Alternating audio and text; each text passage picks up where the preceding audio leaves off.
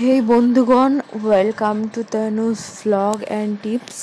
তো তোমরা দেখতেই পাচ্ছ এখানে অনেকজন মানুষ মিলে এই যে ঢাকও বাজছে আর আগুনের মাঝে মধ্যে ছিটে ফোঁটা তোমরা দেখতে পাচ্ছ। তো এটা হচ্ছে সরস্বতী পুজোর সময় আমাদের ওখানে এতগুলো অনেকজন ভক্ত হয়, ভক্ত যেগুলো রিচুয়ালস থাকে ওই সবগুলো করে ভক্ত হয় এবং তাদেরকে বাড়ি বাড়ি শিব ঠাকুর রয়েছে আমাদের, তো এই শিব ঠাকুর নিয়ে বাড়ি বাড়ি সবাইকে যেতে হয়।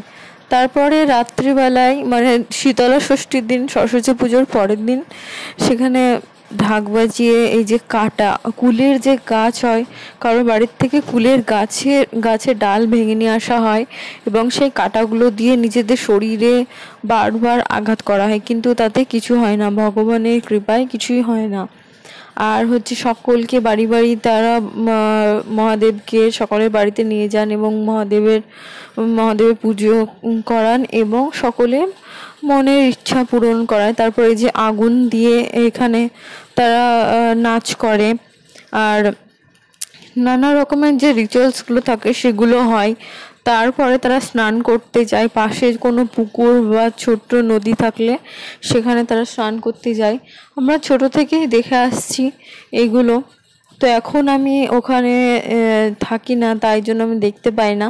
তো এই ভিডিওটা আমার কাছে আমার মা পাঠিয়েছিল, তো সেই জন্য ভাবলাম তোমাদের সাথে ভিডিওটা শেয়ার করা যাক। তো তোমাদের সাথে ভিডিওটা শেয়ার করতে অনেক দেরি হয়ে গেল। তো তোমরা সকলে দেখতেই পাচ্ছ এখানে কি হচ্ছে।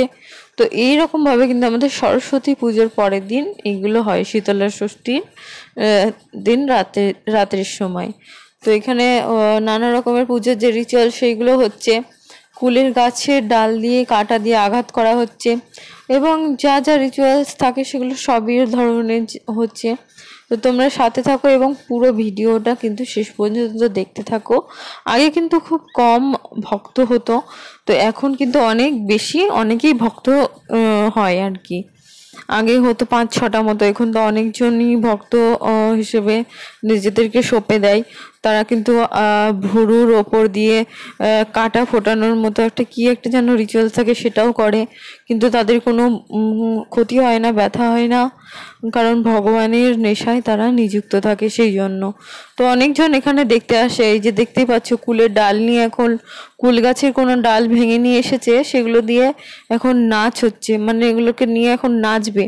তারপরে কিন্তু এইগুলো দিয়ে তারা একে অপরের শরীরে আঘাত করবে। তোমরা আগের থেকে দেখতে থাকো পুরো ভিডিওটা।